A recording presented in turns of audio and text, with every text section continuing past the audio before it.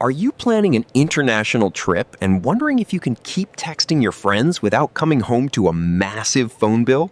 The good news is that texting iPhone to iPhone can be completely free anywhere in the world. But there That's good. is a catch you need to know about. It all comes down to the color of the bubble. When you see a blue bubble, you are using iMessage. This service sends your texts, photos, and videos over the internet rather than through your cellular carrier. As long as you are connected to Wi-Fi at a hotel or cafe, those messages won't cost you a cent. However, if those bubbles turn green, watch out. Green bubbles mean your phone is using standard SMS, which can lead to expensive international roaming fees. A common trap occurs when your internet connection becomes unstable. Your iPhone might try to be helpful and send the message as a standard text instead. To prevent this, go into your settings and toggle off Send as SMS. This ensures your phone waits for a Wi-Fi connection rather than spending your money.